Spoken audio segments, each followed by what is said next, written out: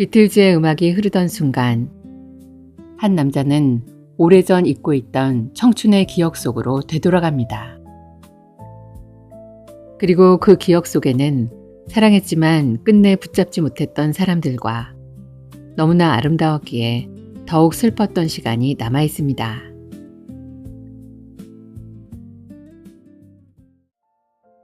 안녕하세요. 소리로 넘기는 책상입니다. 오늘 여러분과 함께할 작품은 청춘의 사랑과 상실, 그리고 살아남은 사람들의 외로움을 가장 섬세하게 그려낸 작품으로 불리는 노르웨이의 숲, 국내에서는 상실의 시대라는 제목으로도 널리 알려진 무라카미 하루키의 대표작입니다.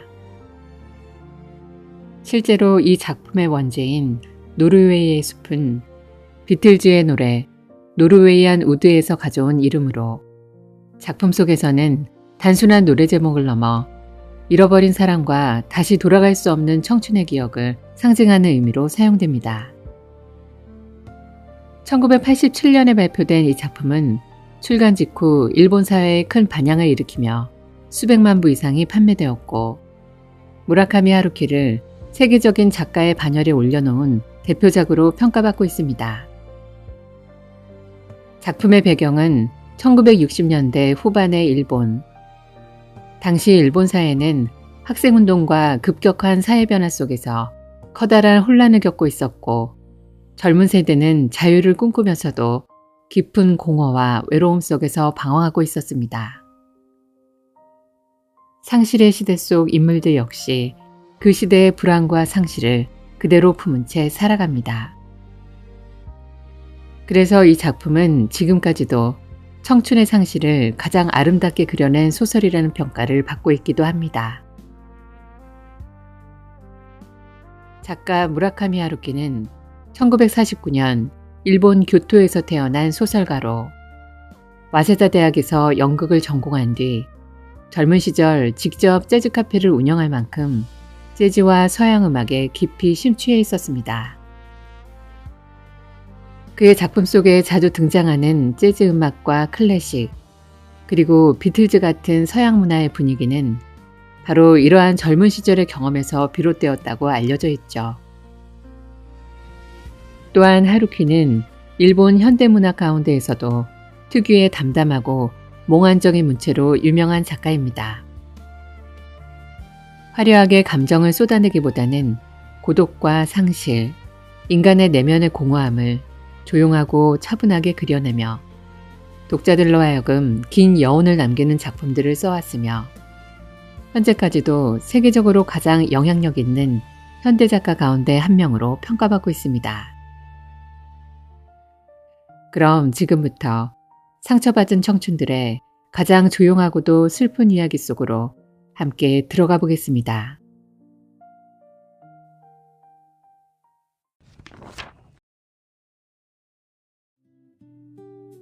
(1960년대) 후반의 일본. 학생운동과 사회혼란, 그리고 젊음의 방황이 뒤섞여 있던 시대. 나는 37살이 된 어느 날 독일 함부르크 공항에 내리고 있었다. 비행기 안에는 잔잔한 음악이 흐르고 있었다. 노르웨이안 우드. 그 음악을 듣는 순간 나는 갑자기 20살의 시절로 되돌아갔다. 습기 어린 가을 냄새와 길게 흔들리던 풀밭, 그리고 한 사람의 얼굴이 떠올랐다. 나오코. 너무나 조용했고 너무나 아름다웠으며 끝내 상처 속에서 살아가던 사람. 그리고 나는 다시 그 시절의 기억을 이야기하기 시작한다.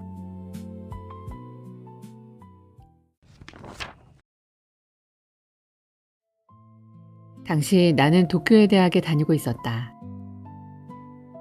하지만 사실 나는 어디에도 완전히 속하지 못한 채 살아가고 있었다. 친구들과 어울리는 법도 몰랐고 무언가를 뜨겁게 사랑하는 법도 몰랐다. 혼자 책을 읽고 혼자 밥을 먹고 사람들 사이에서도 어딘가 멀리 떨어져 있는 기분으로 살아가던 시절이었다. 그러던 어느 날 나는 오래전 친구였던 기즈키를 떠올렸다. 기즈키는 17살의 어느 날 아무런 예고도 없이 스스로 목숨을 끊었다. 그날까지도 그는 평소와 다르지 않았다. 당구를 치고 웃으며 내일 또 보자라고 말했었다. 하지만 그는 그날 밤 자신의 차고 안에서 자동차 배기가스를 틀어놓은 채 죽어 있었다. 그 죽음은 우리 모두를 무너뜨렸다. 특히 나오코를. 나오코는 기즈키의 여자친구였고 나 역시 기즈키의 가장 가까운 친구였다. 고등학생 시절 우리 셋은 늘 함께 어울려 다녔다. 함께 음악을 듣고 함께 거리를 걷고 아무 이유 없이 오래 이야기를 나누곤 했다. 기즈키는 언제나 사람들의 중심에 있는 사람이었고 나와 나오코는 그런 그의 곁에서 자연스럽게 함께 시간을 보내게 되었다. 어쩌면 그 시절의 우리는 영원히 지금처럼 함께일 거라고 믿고 있었는지도 모른다. 하지만 기즈키의 죽음은 그 모든 시간을 한순간에 멈춰버리게 만들었다. 사실 나오코는 오래전부터 마음속 깊은 상처를 안고 살아가던 아이였다. 어린 시절 나오코는 사랑하던 언니를 잃었다. 언니 역시 스스로 세상을 떠났고 그 사건은 어린 나오코의 마음속에 지워지지 않는 상처로 남게 되었다. 그래서인지 나오코는 늘 죽음이라는 감정을 아주 가까운 곳에서 바라보며 살아가는 사람처럼 보였다. 누군가를 사랑하고 싶어 하면서도 끝내 완전히 마음을 열지 못했고 누군가와 연결되고 싶어 하면서도 언제나 깊은 불안 속에 머물러 있었다. 기즈키와의 관계 역시 그랬다. 두 사람은 서로를 누구보다 사랑했지만 정작 서로의 가장 깊은 내면까지는 쉽게 닿지 못하고 있었다. 기즈키가 죽은 뒤 우리 둘은 마치 세상에 외로이 남겨진 사람들처럼 서로의 곁을 맴돌기 시작했다. 도쿄의 밤거리를 함께 걷고 강변을 따라 끝없이 산책했다. 하지만 우리는 좀처럼 웃지 못했다. 어느 날 나오코는 내게 조용히 말했다. 와타나베, 사람은 왜 갑자기 사라지는 걸까? 나는 아무 대답도 할 수 없었다. 왜냐하면 나 역시 알고 싶었기 때문이다. 왜 기즈키는 죽어야 했는지, 왜 살아남은 우리는 이토록 공허해야 하는지. 나오코의 20번째 생일이 지나가던 비오는 밤이었다. 그날의 나오코는 평소보다 더욱 불안해 보였다. 우리는 함께 저녁을 먹고 늦은 밤까지 도쿄의 거리를 걸었다. 나오코는 마치 멈춰버리면 안 될 것 같은 사람처럼 계속해서 이야기를 이어갔다. 기즈키의 이야기, 어린 시절 이야기, 그리고 죽음에 대한 이야기. 하지만 밤이 깊어질수록 그녀의 목소리는 점점 떨리고 있었다. 결국 나는 나오코의 작은 아파트를 함께 찾게 되었다. 창밖에는 비가 조용히 내리고 있었고 작은 방 안에는 긴 침묵만이 남아있었다. 그리고 결국 나오코는 조용히 울기 시작했다. 마치 오랫동안 마음속에 묻어두었던 슬픔이 한순간에 무너져 내리는 것처럼. 그날 밤 우리는 서로를 끌어안은 채 함께 잠들었다. 그리고 나오코는 처음으로 누군가에게 자신의 가장 깊은 외로움과 상처를 내보이듯 조심스럽게 마음을 열기 시작했다. 하지만 아침이 되었을 때 나오코는 힘없이 말했다. 미안해. 나는 어딘가 망가져 있어. 그 말 속에는 누군가를 사랑하고 싶지만 끝내 온전히 사랑할 수 없었던 오랫동안 상처 속에 살아온 한 사람의 슬픔이 담겨 있었다. 어쩌면 나오코는 나와 함께 있을수록 더욱 괴로워지고 있었는지도 몰랐다. 나는 자신이 사랑했던 기즈키의 가장 가까운 친구였고 동시에 기즈키가 사라진 뒤에도 여전히 살아남아 있는 사람이었기 때문이다. 나를 바라볼 때마다 나오코는 살아있는 현재와 죽어버린 과거 사이에서 흔들리고 있었다. 사랑하려 할수록 그 사랑은 자꾸 죽은 기즈키의 기억과 이어져 있었던 것이다.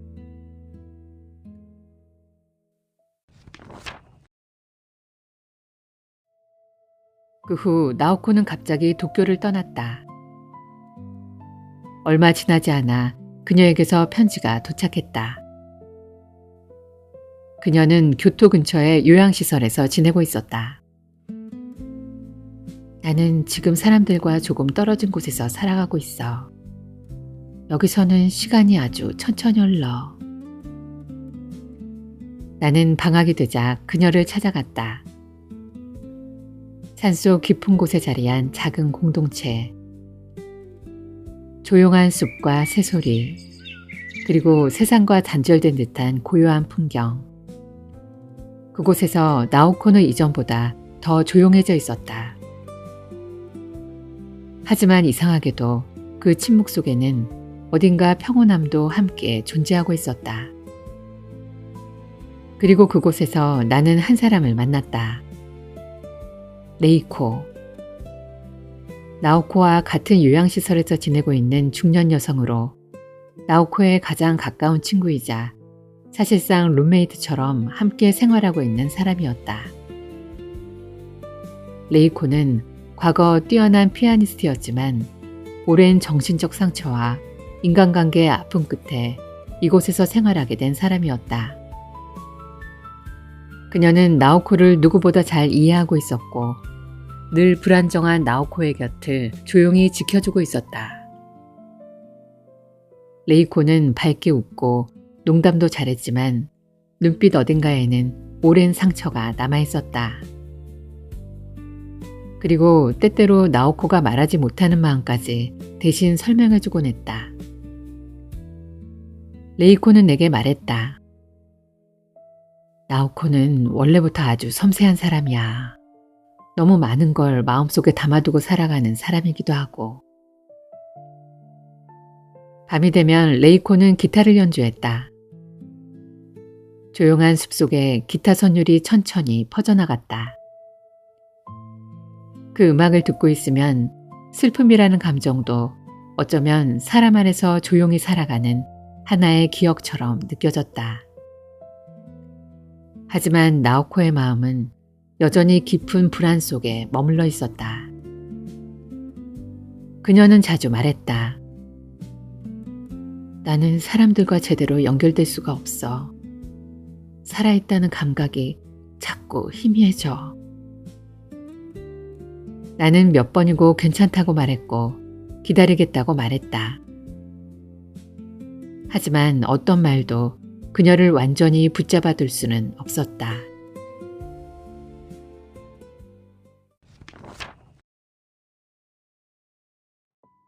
도쿄로 돌아온 뒤 나는 미도리라는 여학생과 가까워졌다. 미도리는 나오코와는 전혀 다른 사람이었다. 밝고 솔직했고 하고 싶은 말을 숨기지 않았다. 무엇보다 그녀는 나오코처럼 자신의 감정을 마음속 깊이 숨기지 않았다. 외롭다면 외롭다고 말했고 보고 싶으면 보고 싶다고 말했다. 어느 날 그녀는 내게 말했다. 와타나베, 너 진짜 외로운 사람 같아. 나는 웃으며 넘겼지만 사실 그녀의 말은 틀리지 않았다. 미도리 역시 복잡한 삶을 살아가고 있었다. 아픈 가족을 돌보며 현실적인 책임 속에 살아가고 있었고 당시 그녀에게는 이미 다른 남자친구도 있었다.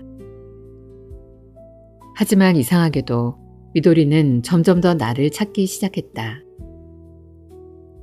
함께 밥을 먹고 수업이 끝난 뒤 거리를 걷고 사소한 농담을 주고받는 시간 속에서 우리는 조금씩 서로에게 익숙해져 갔다.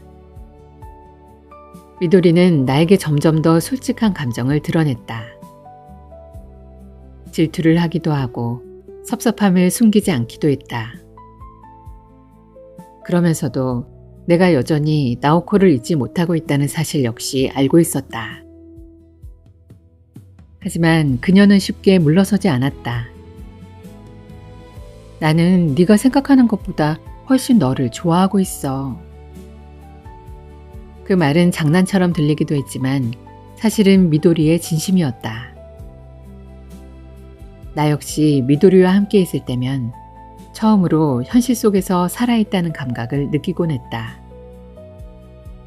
햇빛 아래를 걷고 함께 밥을 먹고 아무 의미 없는 이야기로 웃는 평범한 순간들.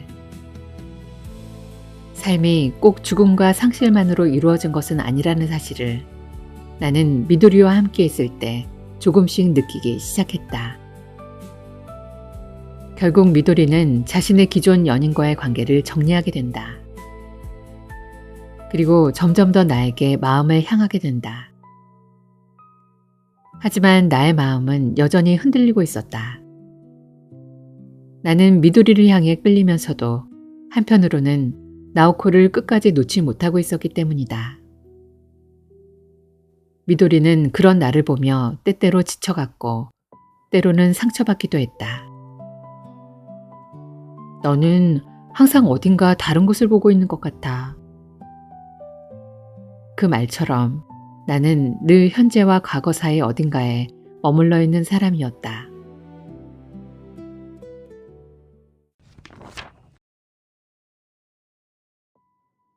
그리고 어느 여름날 나는 한 통의 편지를 받았다. 나오코가 세상을 떠났다는 소식이었다.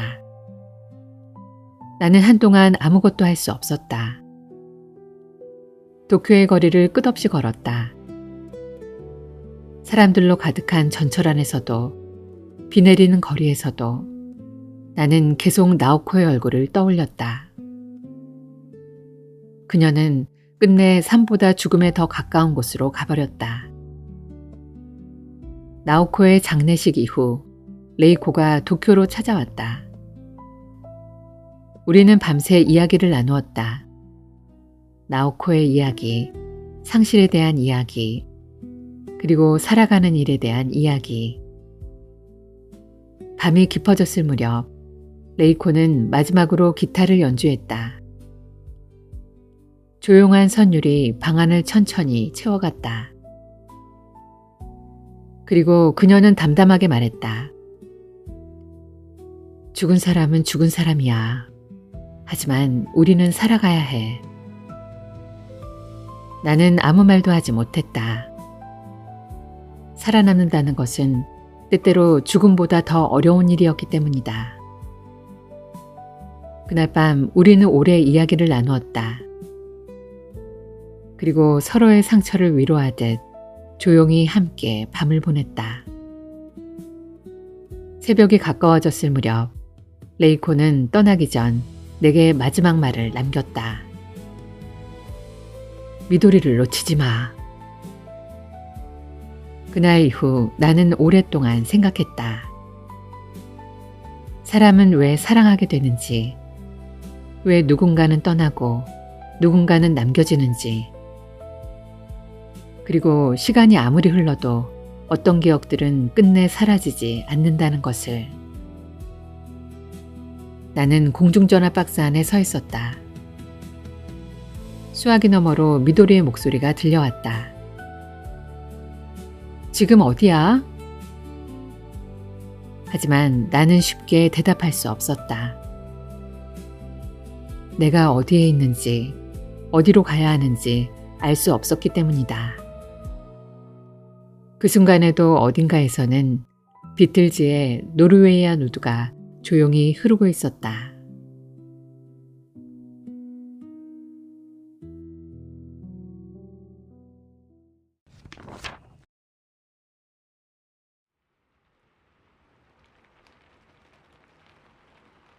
상실의 시대는 단순한 청춘 연애 소설이 아닙니다.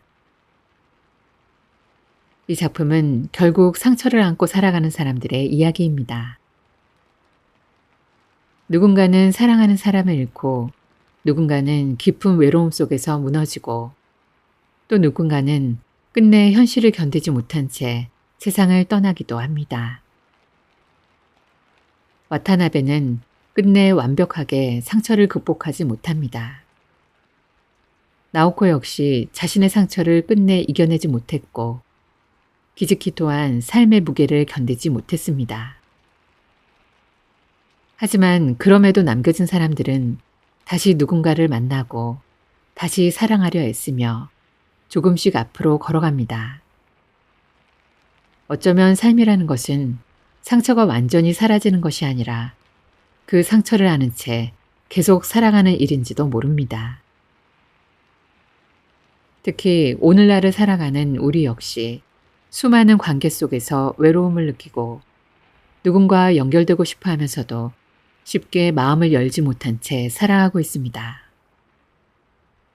그래서 상실의 시대는 1960년대 일본의 이야기이면서도 동시에 지금 이 시대를 살아가는 우리 모두의 이야기처럼 느껴집니다. 그리고 이 작품은 마지막까지 조용히 이야기합니다. 사람은 누구나 잃어버린 시간과 기억을 마음속에 안고 살아간다고.